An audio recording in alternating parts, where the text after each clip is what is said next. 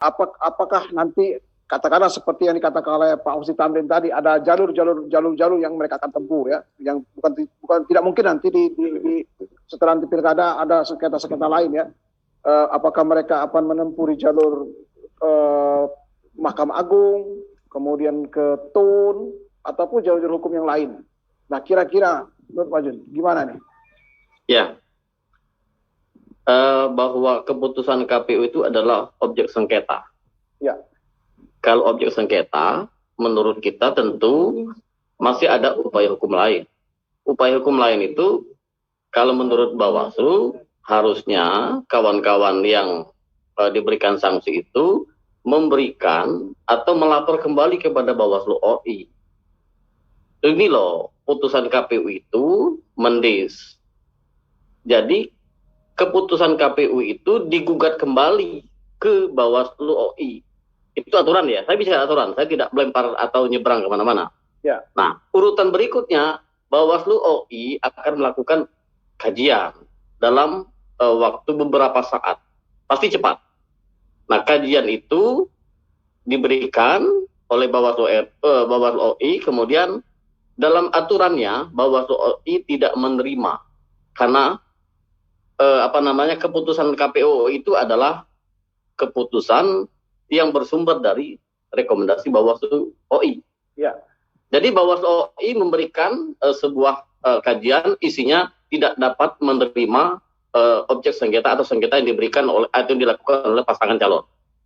Dasar ini mereka melakukan upaya hukum kepada PT TUN di Medan. Itu kalau runut kajian hukum berikutnya atau tata urutan atau tata laksana kajian kami untuk melakukan upaya hukum. Tapi beberapa orang berpandangan lain, ada langsung ke MA, ada langsung ke PT TUN, ya silakan. Kalau saya hanya bicara sesuai dengan koridor hukum berdasarkan Perbawaslu. Baik. Kalau dari sisi ring waktu yang tersedia, apakah cukup? Kita khawatirnya gini, ya silakan. Ya gini, kalau di Bawaslu OI kan misalnya 3 hari, ya kan? Kemudian di PT TUN 14 hari maksimal, itu maksimal. Ya terserah PT TUN mau 3 hari, mau 5 hari, ya kan? Kemudian dari PT TUN ke MA juga 14 hari maksimal. Artinya maksimal itu bisa kurang kan? Karena begini, tanggal 9 November itu sudah harus mencetak surat suara. Itu menjadi catatan penting. Ya, 9 November. Ya. Jadi para hakim lah yang menentukan. Jangan sampai lewat tanggal itu.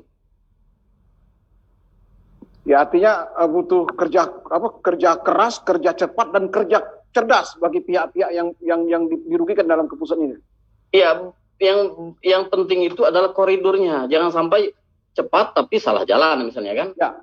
Cerdas tapi salah koridor, salah prosedur gitu. Saya takutnya begitu. Kalau salah prosedur, ya buat apa mereka bisa langsung ke katakanlah ke MA misalnya, tahu-tahu salah misalnya. Ya. Karena yang saya pegang itu Perbawaslu yang baru tahun 2020. Jadi ini adalah objek sengketa. Jadi sengketa itu kembali ke Bawaslu. Gitu Pak Husni. Baik, Pak Husni. Ya Pak. Silakan Pak. Objek sengketa. Ketun.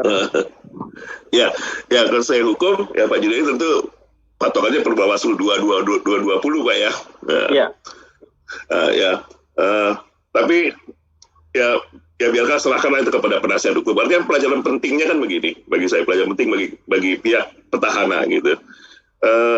Ya pertama dari tim besarnya, ya, masa tidak ada peringatan-peringatan yang disampaikan bahwa ini ada potensial pelanggaran yang bisa berakibat diskualifikasi dari partai-partai pendukung. Ini pertama.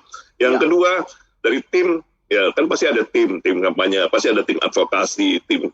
Nah, masa nggak ada yang memperingatkan gitu bahwa ini mana yang boleh dan nggak boleh, dan mana yang berpotensi melanggar, dan seakan meremehkan peran dari Bawaslu dan KPU, seakan-akan Bawaslu tidak akan berani. Ternyata berani sekali ini kan gitu. Nah ini pelajaran pentingnya, jangan, ya ini kecerobohan bagi saya, ini kecerobohan ya, yang nggak boleh diulang lagi gitu ya. Nah tadi Pak Jun bagus sekali bilang, hati-hati lah mau cepat tapi salah jalur percuma juga, jangan diulangi lagi kecerobohan ini gitu ya. Jadi cukuplah 1 kali, jangan sampai 2 kali gitu.